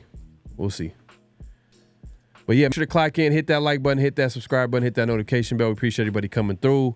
And that wraps up Around the Nation. That's been the talk this week, man. Everybody's been talking about Luke Getsy, AP, all that good stuff, man. So we going hopefully we'll check back in later in the season, and we'll see how a lot of y'all feel about AP and Luke Getsy. Maybe it gets better. Who knows, man. Sometimes I'm an optimist, man. I try to keep it positive, but man, when it's ugly though, I got to keep it real too. But yeah, let's move along, man. Let's get to extra point. Yes, sir. Extra point, and this week's extra point is actually a good segue from some of the comments that we just seen right now. and they kind of mentioned it. Tank or not to tank? That is the question. Tank or not to tank? Yeah. The Raiders are 2-6. Right now, if we were to look at Tankathon, we're able to look at Tankathon real quick. The Raiders are picking 7th. See if we could move that up right there. They're picking 7th, which I don't like, but if, as you can see, they're tied with 4, 5, 6 other teams. I mean, four other teams at least, right? And we talked about it on Monday's show, man. On not Monday's show, but on 50-50 the other day. Make sure to tune in. 50-50 show every Tuesday. Some of the teams that are in front of the Raiders are picking quarterback. Mm-hmm. Should the Raiders tank the season? I know that's like that's not what everybody wants to hear, but should they tank the season, which they're already doing? I feel like when you go in the season with the quarterbacks like the Raiders did, I feel like you're kind of saying that, you know what, we're gearing up for next offseason. We're not serious about winning this season. You can't, there's no way that Tom Telesco, who's been in the NFL for years, from his days with the Colts, he's seen Peyton Manning, he's seen obviously the quarterback Justin Herbert out there, Phillip Rivers, Antonio Pierce. His teammate was Eli, where he won a couple of Super Bowls with.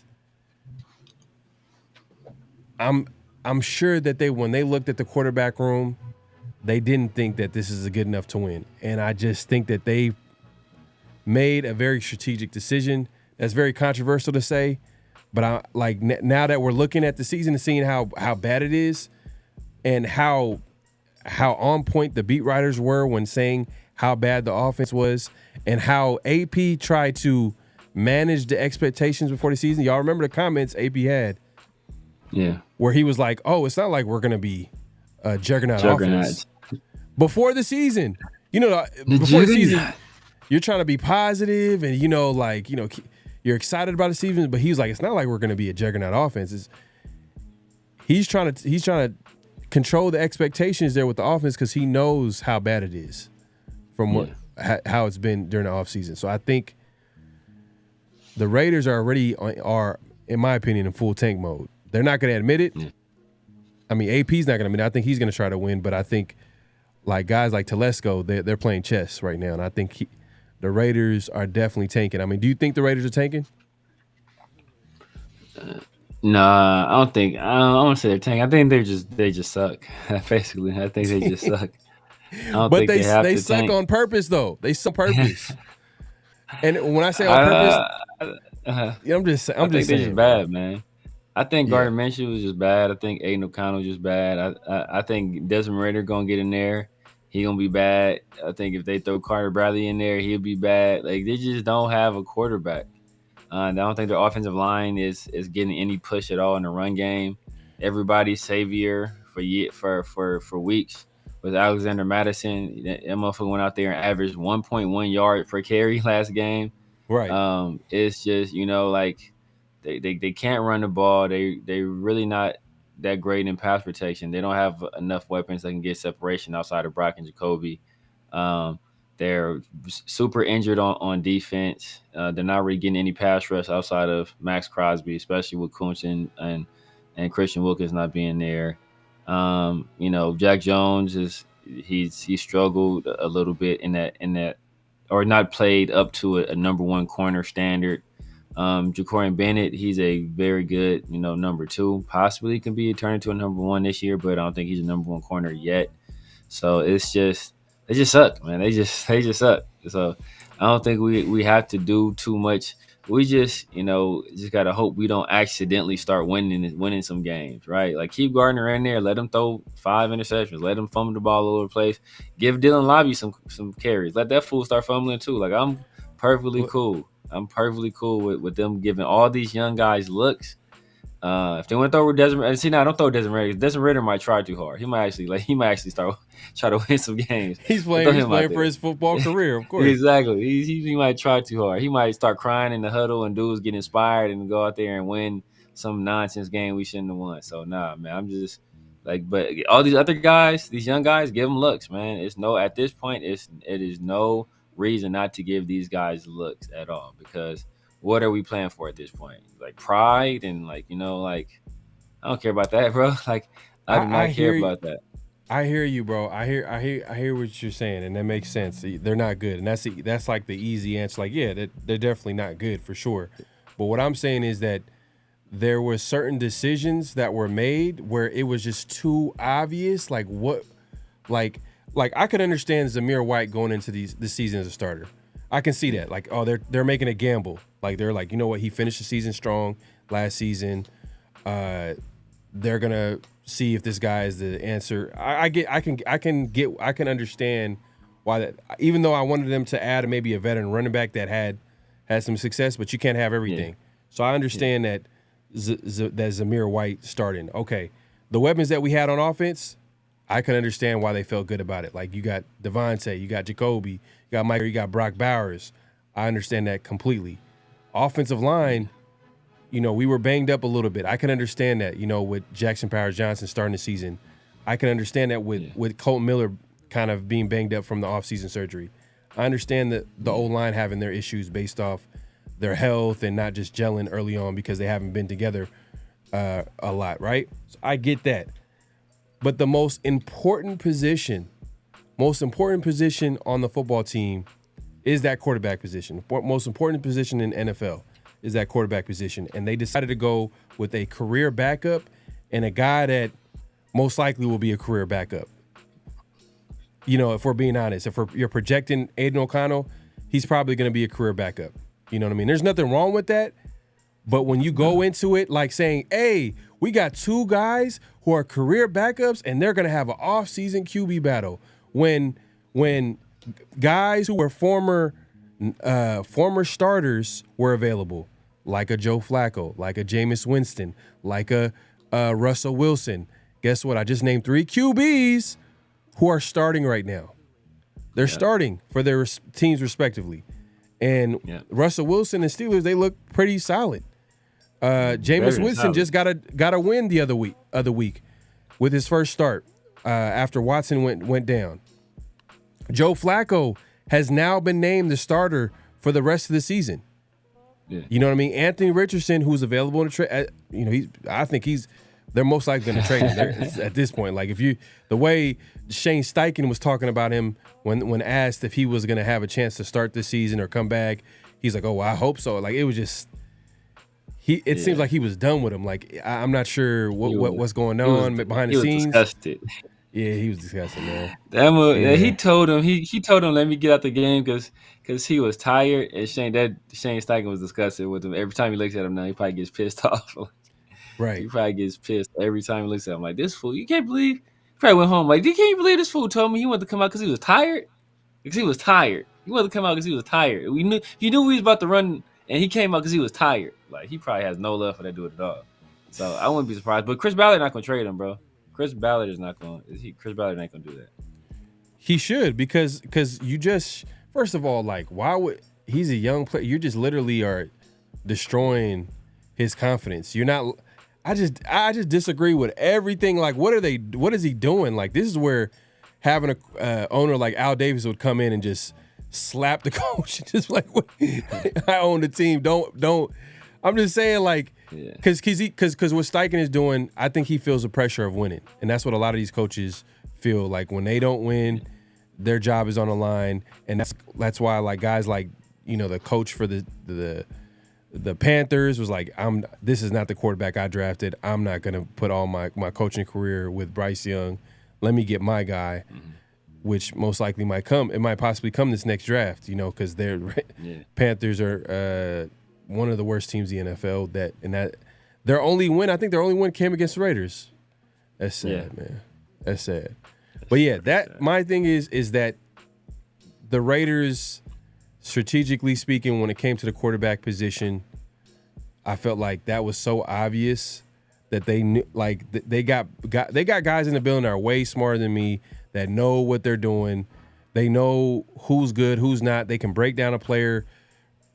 I get it. I'm not saying I know more than what the Raiders know. What I'm saying is they know what they're doing, and they're obviously making a point to be like, you know what, this is not the season where we're gonna get our guy. This is not gonna be the year. We're gonna focus on getting the guy next season. And when you do that in the most important position, it's gonna have a serious impact on the team, especially when things are not perfect. I just mentioned the O-line wasn't perfect to start season. I mentioned the injuries on defense. And then when you don't have that quarterback to cover it up a little bit before, as the season goes on, you can get healthier and get some of these players back.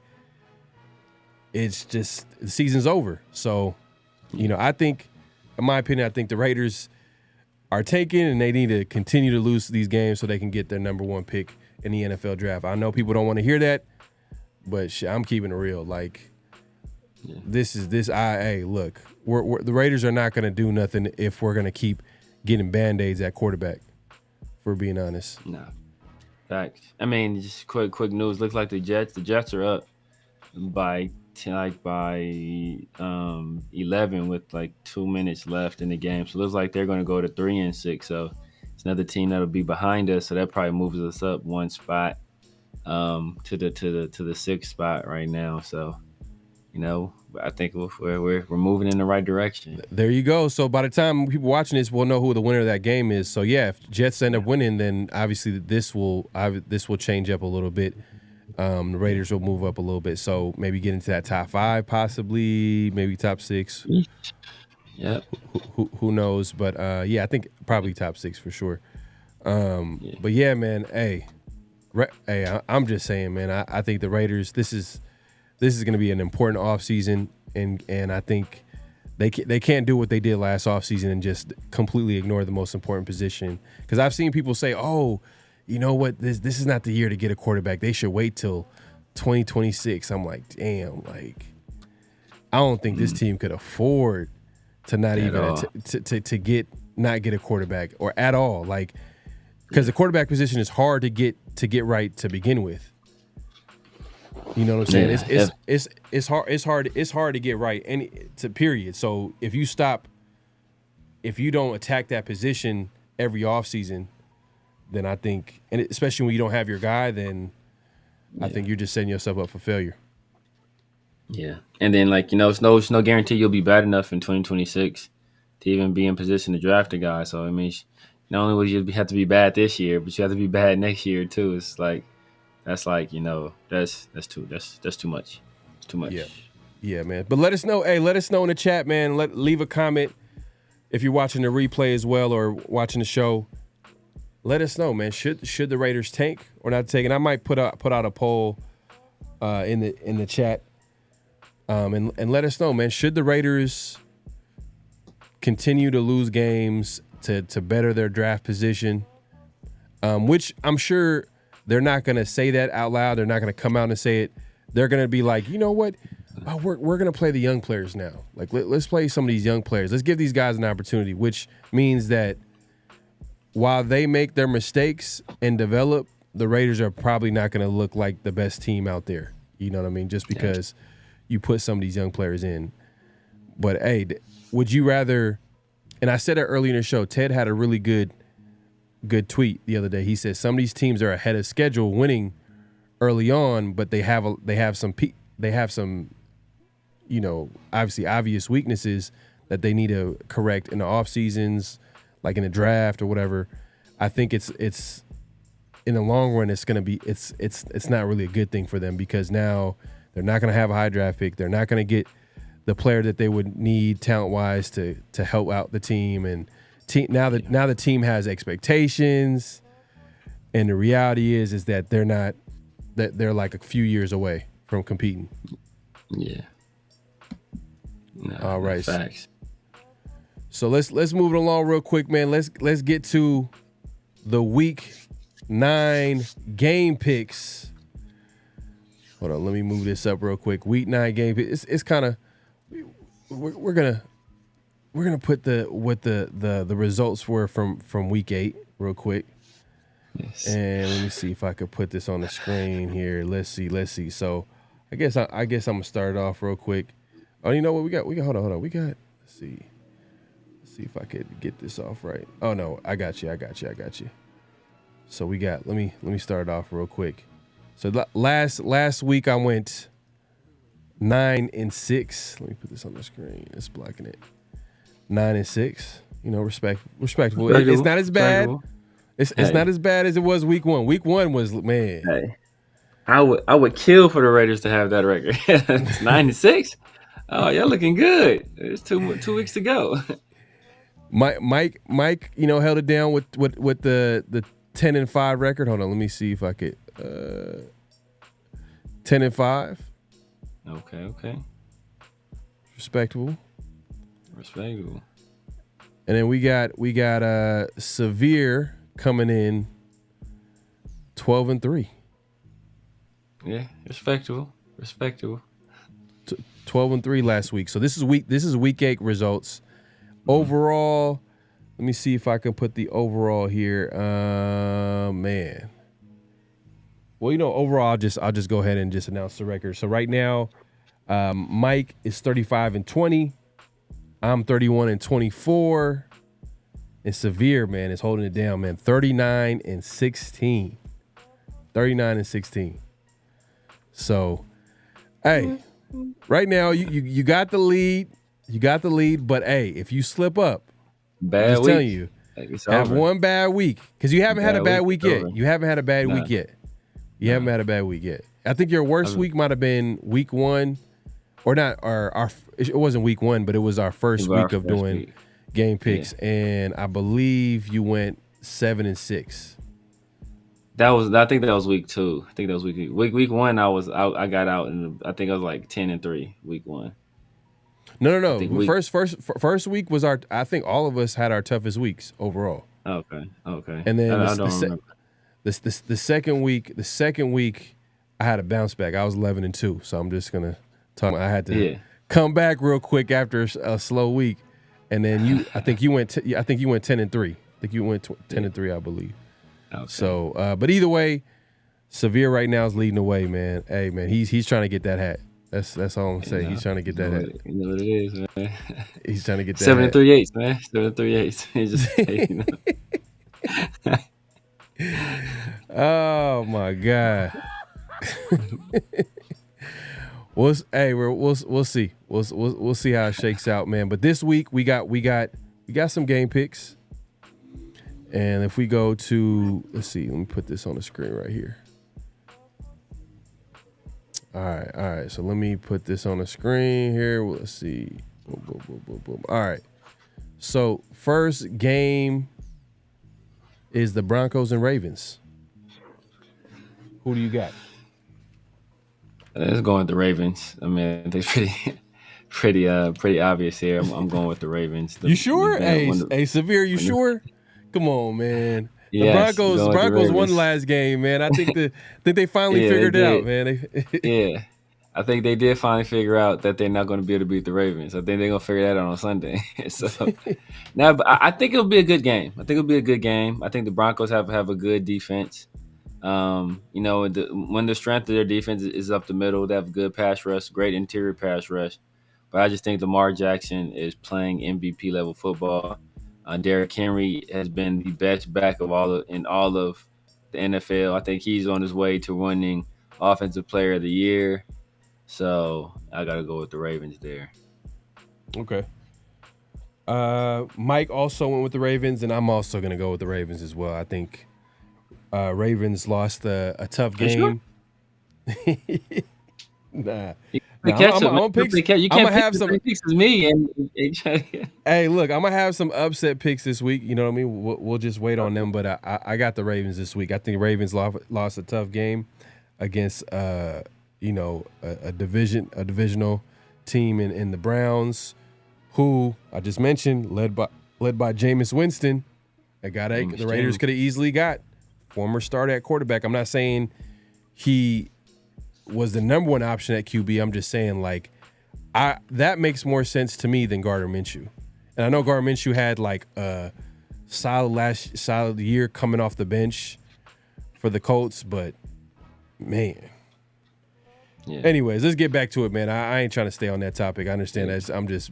I'm at this point like. It's ironic because Gardner Minshew talks about like Jameis Winston is one of his favorite quarterbacks to watch. So that was crazy. That's crazy. That's crazy.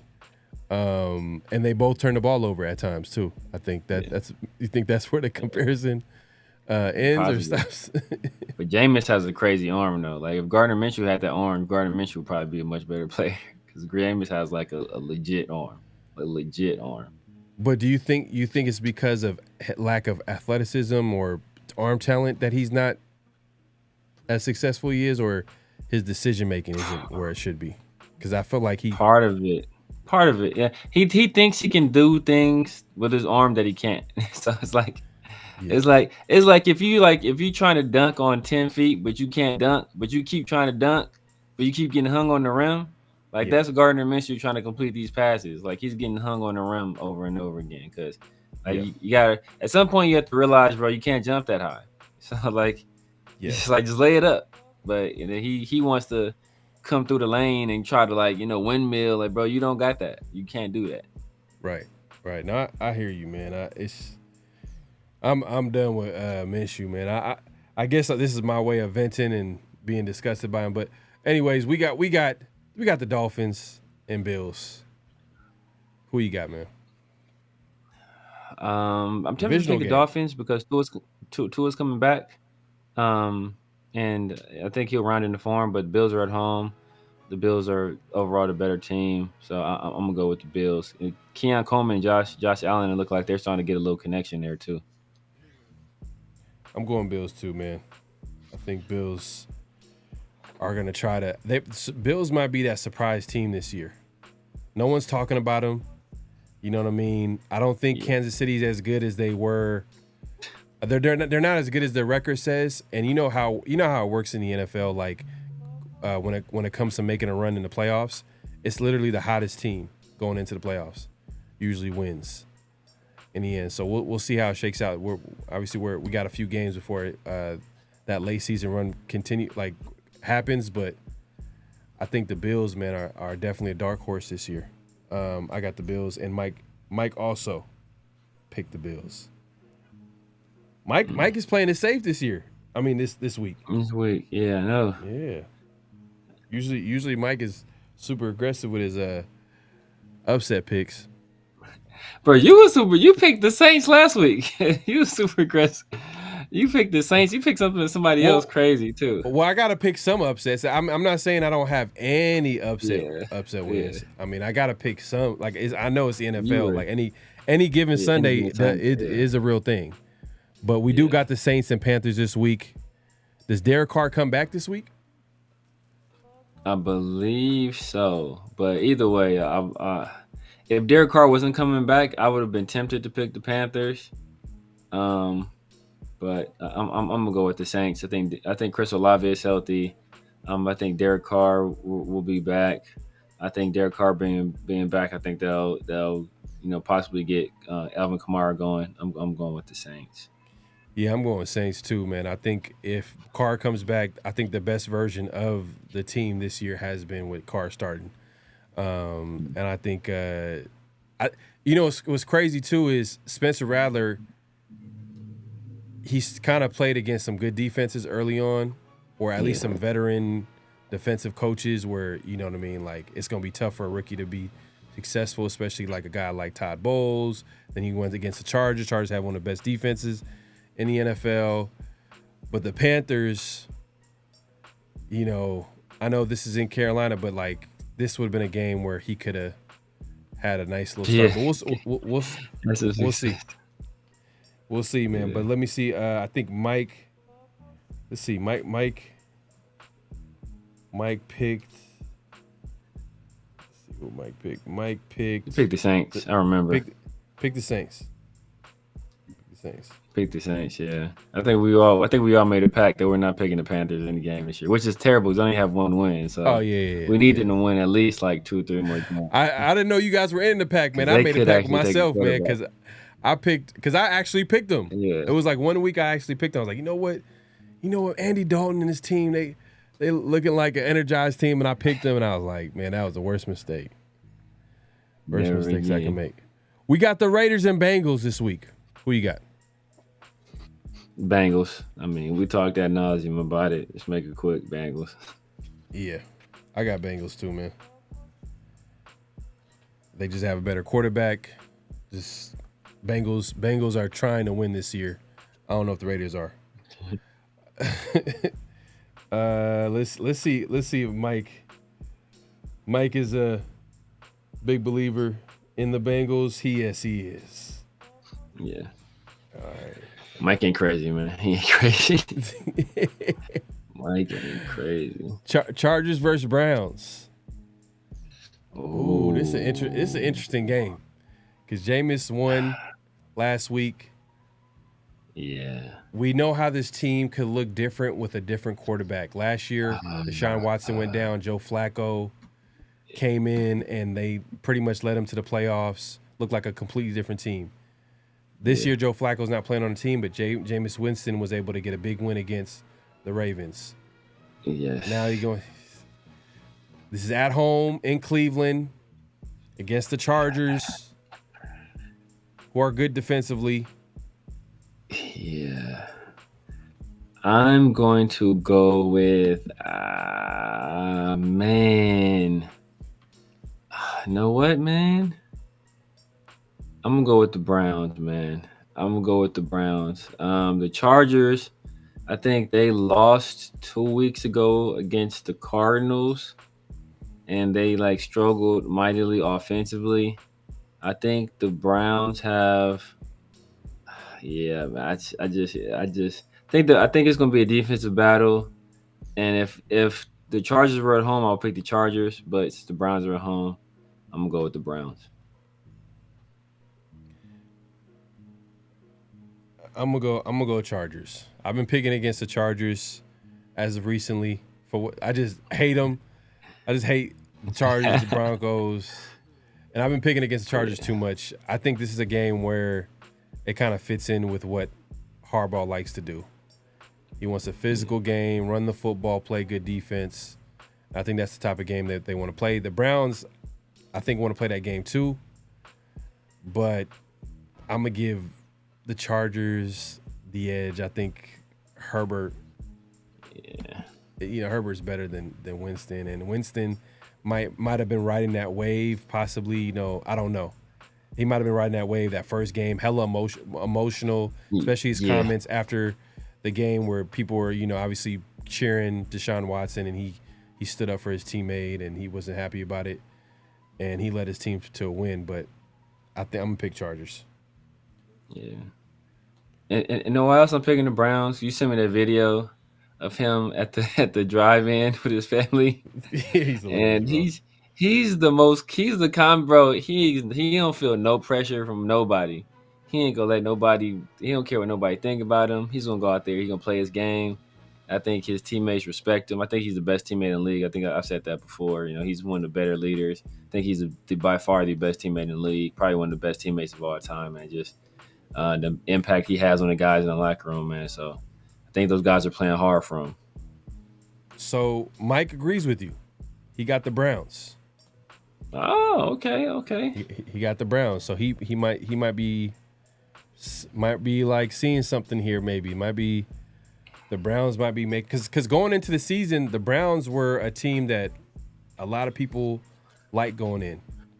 Yeah. It's just the quarterback. It's just Deshaun Watson just is playing pretty bad football, but it is what it is. Commanders Giants. Commanders coming off a Hail Mary win. Yep. But New Jersey, man, it's a weird. MetLife Stadium is a weird stadium.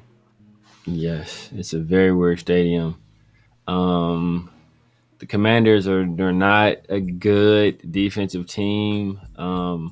My guy Tyrone Tracy went off for the Giants last week. Malik Neighbors is a dog, but Jaden Daniels is magic, man. My nephew Jaden he's a monster. So man, no, I got to go with the Commanders. These division games are tough though, but I just think that the Commanders, they've been able to put up points, man. They've been able to, and they were able to pull it out against a very good defensive team in the Bears. So I can't pick against JD5 right now.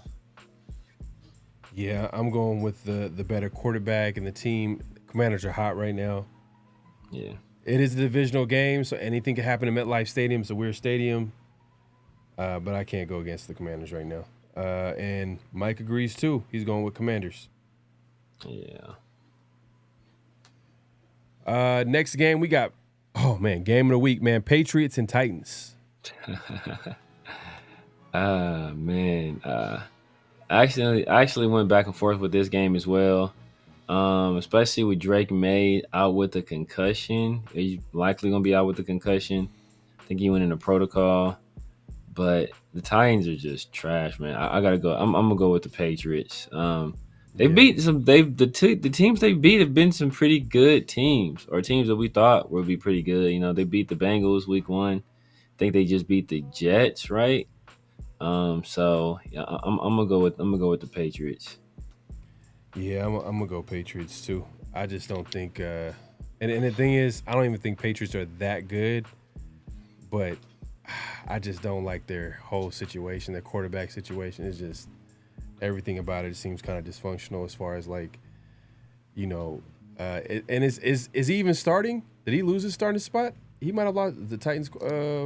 Yeah, Will Levis, I don't think he's starting. I think Mason Rudolph is starting, but they both been trash. So my God, Mason Rudolph is starting. Oof.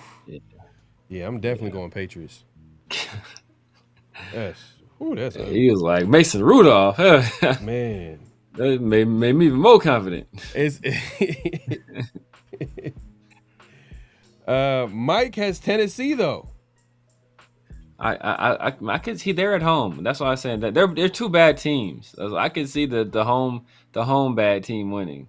Traylon Burks is talented. That's the only guy. But they don't got Nuke no more. They traded him, so I can't even say DeAndre Hopkins no more. So yeah, I'm going.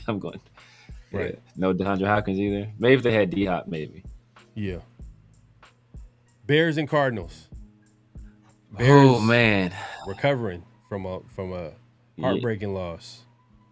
Heartbreaking loss, man. Heartbreaking loss. But it's in Arizona.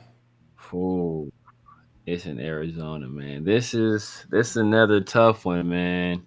Cardinals have been my Achilles heel because I picked them 1 week. They do well for me. I picked against them last week and they win last minute. But they kind of struggled to score a little bit against the Dolphins. And the Bears are a much better defensive team. I'm gonna go with the Bears, but I wouldn't be surprised if the Cardinals do it. I'm going with Bears. Yeah, this one's tough because I picked the Cardinals a couple times and they came through for me. So yeah, last week they came through for you. Yeah, and they came through for you too against the 49ers. Yeah, remember you picked them against the 49ers. Picked the upset. But I think the Bears definitely bounced back after a tough loss. I think that left a bad taste in their mouth. I'm sure, losing the way they did. They had the game in the bag. Yeah. Were able to. That's a tough way to lose. So I think the Bears come out. Flag on the play moment of the year. Definitely Tyreek Stevenson. I don't know how we forgot that, but we actually included that last minute. But yeah Tyreek Stevenson probably the worst. Flag in the play, man, that we've seen. Because I know if that happened with someone on the Raiders, I think we would have been calling for this dude to get benched. Don't ever want to play on his team. It would have been crazy. It would have mayhem. But you know what? I'm going Bears. Bears. I think they bounce back. Mike. He got the Bears too. Okay. Man. All right. Man. Hey, look, I've picked. I'm the only one who's picked. You know what I mean? I guess you can consider it upset, man. At this, if y'all picking both the Browns, I mean, we'll see. We'll see. We got the Jaguars and Eagles. Eagles. in Philadelphia. Eagles fan. you thought about it for a second. You were looking at it, just like you thought about it. Eagles, man. I mean, but look, this is Doug Peterson coming back to Philadelphia, the place that let him go after he won a Super Bowl, with his new team. Bigsby is back. He's playing well. Trevor Lawrence and Brian Thomas, they've built their connection. Evan Ingram is, he's familiar playing against the Eagles from when he was with the Giants. He's a monster. But it's Eagles, man. It's Eagles. Yeah, I think I got the Eagles, and I think Mike got the Eagles too.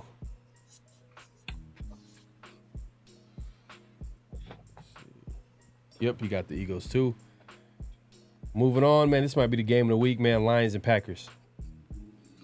I'm going with the Lions. They didn't they just boat race somebody last week? Did they boat? Was it the Titans? They boat raced. They boat raced somebody this past week. Yeah, but that was like an obvious game though. That was like obvious. Yeah, I think they put up like 40 some points on them, and like Jared Goff only had to throw for he threw for like 80 yards. Yeah, I think they had two interceptions on short fields. They had like a long punt return and something. It was a crazy game. But I think they are playing on all cylinders right now. They are just they're on a whole nother level, and I don't think the Packers can keep up with them. So my thing is I don't think Jordan Love is playing, or he might be banged up this week. So. But it is in Green Bay. It's a divisional game, big-time game. Packers have come through for me when I picked them. But, man, Packers low-key are low-key banged up this game. Josh Jacobs on the injury report. Jordan Love is on the injury report. Jair Alexander hasn't practiced all week. Man, I'm going Lions, man. Jameson Williams about to get arrested though for the Lions. You heard? Oh, is he gonna miss his game? He's probably already. I think he's already gonna miss it because I think he already got suspended for violating the substance abuse or for performance enhancing drugs. I think he heard he was gonna get arrested. Like they're about to arrest him. Mike got the Packers. Got the Packers. Yeah, Mike. It can go either way, man. I'm not gonna lie. I wouldn't be mad if someone said the Packers. It's at home. It's a divisional game. They're gonna figure out a way to they know this team inside out. You know what I mean? So it can go either way. So I'm just going with Lions just because I feel like they're healthier at more key positions. But they did lose pass rusher for the year. Yeah, Aiden Hutchinson. So that was a tough loss. Yeah, he's one of the better pass rushers too. Yeah, I'm going Lions too. But so Mike went Packers. We both went Lions. We got Rams and Seahawks this week. Another divisional game in Seattle. Who you got?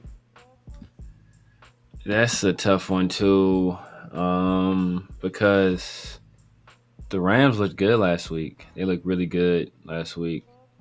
But I'm going Seahawks. I think Puka Nacua is back banged up again. I mean, generally you go with the better coach, better quarterback, and that's with the Rams. But I'm gonna roll with the Seahawks. I got a feeling y'all gonna pick the Rams. So I'm gonna roll with the Seahawks. You got a feeling we're gonna pick the Rams? Yeah, I got a feeling I'll pick the Rams. So again, this is a game. I can afford to take a calculated risk. I got a little cushion. Oh man. Oof. Did DK Metcalf practice? He might miss the game. Yeah, maybe. Damn. And you said Nacua left with an injury recently or practice. He returned last week from injury reserve. Yep. Oh man. See, I told you that. So you pick the Rams. Not even knowing. See. It's the same knee too.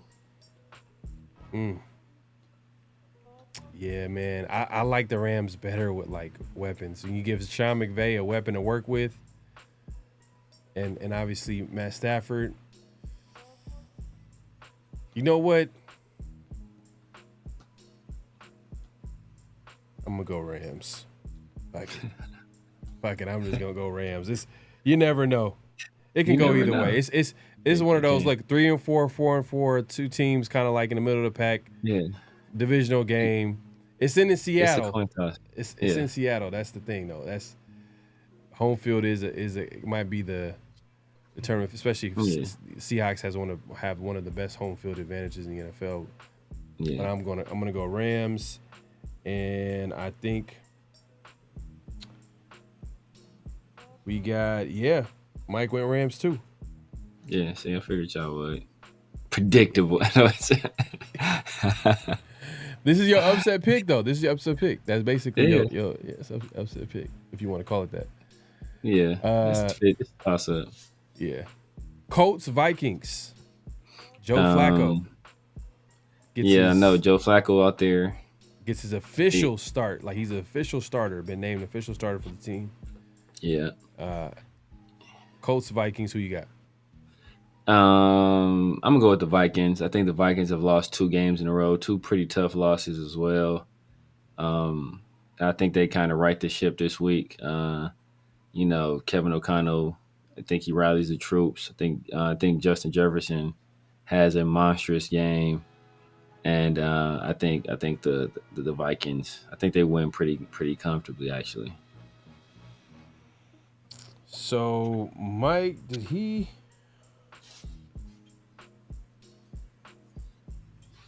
even pick? I don't think he picked the game. And then might be. He didn't. You think he did? He sent the picks, but he didn't pick the game. Am I tripping?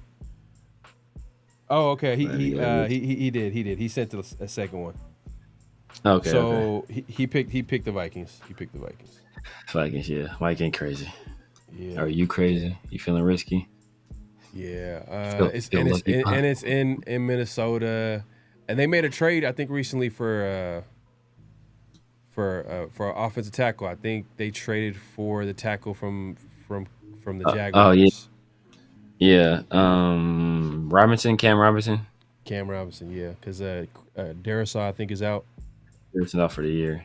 Yeah, so that's a tough injury for them. But last game, Bucks Chiefs. Who you got? Did you pick? You picked the Vikings? Yeah, I picked the Vikings. Okay. I'm tempted, but nah, I can't do it. The Buccaneers ain't got no weapons right now. I'm going Chiefs. Man. The Buccaneers. But Chris Godwin is out. I think Mike Evans is banged up. I like Rashad White, your boy Bucky Irving. I like him as well, but like Jalen McMillan, he ain't about to get it done, bro. He is not about to get it done.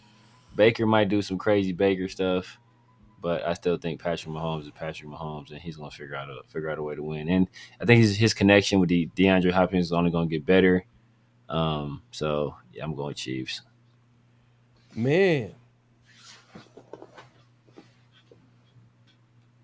I'm not sure if this is true, but they're saying Patrick Mahomes could possibly miss this game. He's on the injury report, but I don't think he's gonna miss it. But yeah. I mean, I won't be because it's not like they got enough cushion where it's like they ain't worried about first place in AFC. So yeah. Man, this is tough. This is tough because if the Bucks were a little bit more healthier, then I can see this being an upset game. Exactly. That was my point. I could hella see it being an upset game. But Bucky Irvin did not practice. Evans didn't practice. Sterling Shepard didn't practice. Levante David did not practice. Oh yeah. You mentioned obviously the other receiver they had for the year. Chris Godwin. Godwin He's out for the year. Godwin. Yeah. Yeah, man. I got the Chiefs. He was like, yeah, dog. Yeah, dog. I ain't taking that. I ain't doing that, man. I tried. I tried to pick against the Chiefs this year. They're obviously undefeated. Yeah. But I want to pick the Bucks, but damn, man, they're just too banged up, man. If they had a little bit, like if they had Mike Evans, they had their receivers. Oh man, I could see Baker Mayfield. They have Mike Evans and Godwin. Yeah. They're a completely different team. When they got them players on the outside, Mayfield is playing. I'm not gonna lie, Mayfield, he's pretty solid. Yeah, he's playing good ball. Pretty solid, which is crazy now. Like the more you think about it, like the Raiders had a chance to sign him, but they went with Jimmy Garoppolo. Your boy Jimmy G, one of your favorite QBs in the NFL, man. But you know, it is what it is. The GOAT. Jimmy Goat. That's what the G stands for. But yeah, man, that wraps up Week 9 game picks. We appreciate everybody coming through. We'll see how it shakes out this week. Hopefully, man, I come out on time. Hey, but the thing is, to be honest with you, like, I think the only only games that we picked differently were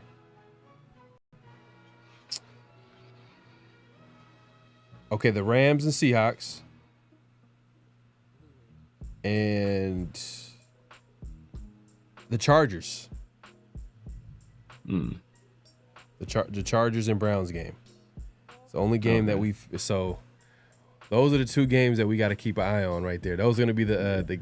To be honest with you, like that's how it works when you picking these game picks and everybody picking the same team. It's usually. What about Mike? Which one? I know he got us different on the. I know the Packers. He differed from us. Mike, the Tennessee Patriots game, he picked Tennessee. Oh yeah. And the Packers Lions game, he picked the Packers. Okay. So yeah. Yeah, man. We'll see, man. We'll see. My lead is safe no matter what. I'm gonna be at least 2 games up. At least 2 games up, regardless. Oh man, he's talking. Hey, but you know what? You gotta talk, bro. You gotta talk trash when you up, man. Yeah, that's math. Like there's no way if that's you only chose 2 games different. I'm up on him 4 games, so you can't catch me. And me and you are too similar. It's only 2 games. So you can only cut into my lead. So I would have to have I would have to do some like crazy stuff, like pick all upsets, like lose. But it's gonna take a couple weeks. If y'all don't catch me, y'all gonna have to catch me incrementally. Yeah, we for the most part we agree on most of the games. It's only like 2 or 3 games every week where we're different. But that's how it is though. But there's gonna be 1 week. There's gonna be 1 week where all the games are gonna be close. That's the week where someone can make a big, because easily if it's a close game, then it can go either way, and if we could easily just pick more games that week that are opposite of each other. So, and then we'll see. Because there was 1 week where I think Mike he picked damn near all upsets. I think, and that was his best week. Yeah, like he hit on all of them, like almost. I feel like he was. He went like 11-3, or I think he went 11-3 that week. I want to say. Yeah. I went 10-4. That's the week I went 10-4. He went 11-3. Yeah. So we'll see, man. We'll see what happens this weekend. We appreciate everybody coming through. Make sure to clock in at this point. Clock out. Hit that like button. Hit that subscribe button. Hit that notification bell.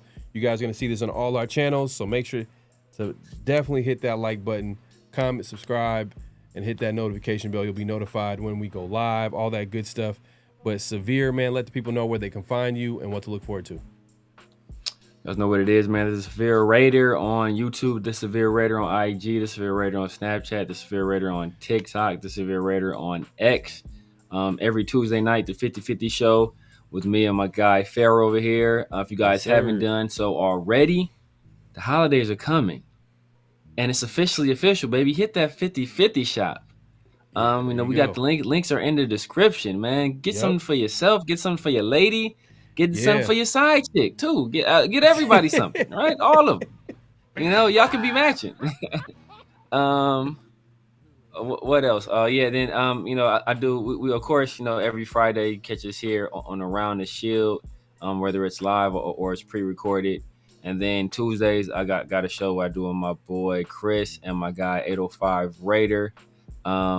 And then, just since Mike ain't here, you guys know what's up with Big Mike. He does his stuff. New show popping off. He got every Wednesday. I think the Big Elite Show is what it's called with him and Elite.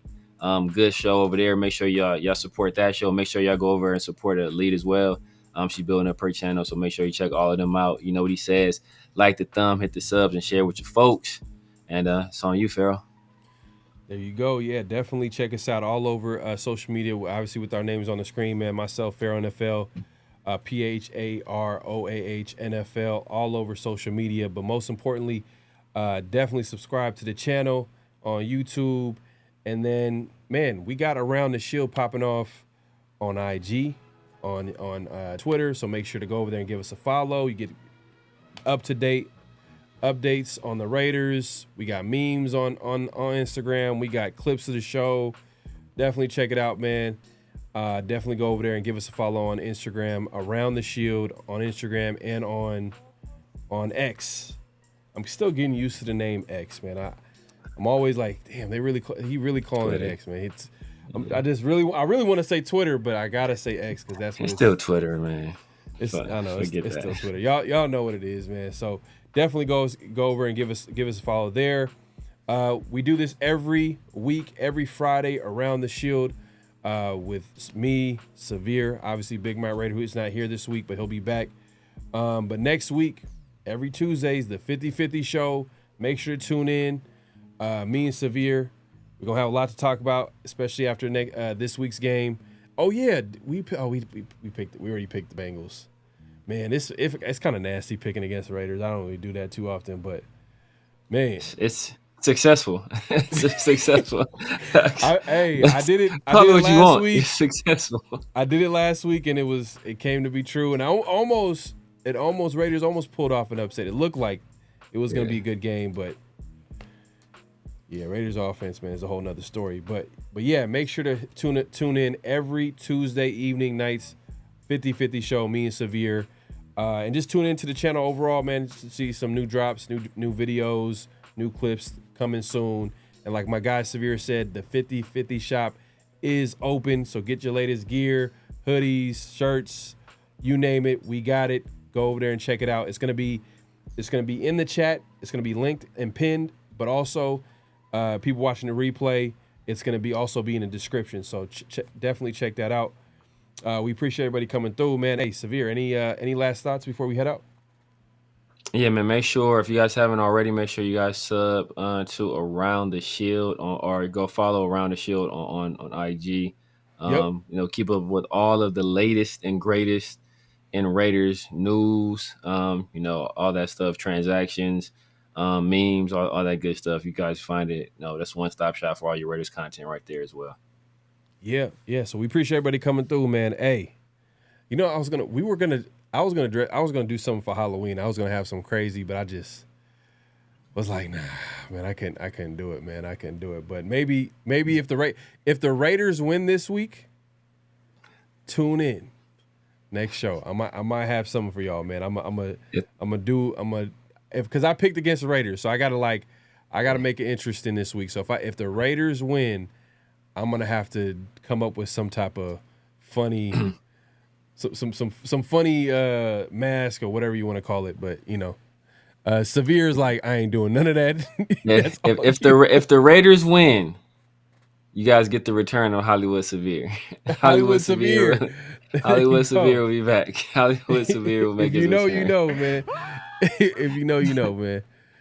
Man, so we up out of here, man. We'll see y'all. We'll see y'all next week. All right. Peace. 7-3. Just win, baby. Hello? You play to win the game. You don't play to just play it. But yeah, it usually cut me off. It usually cut me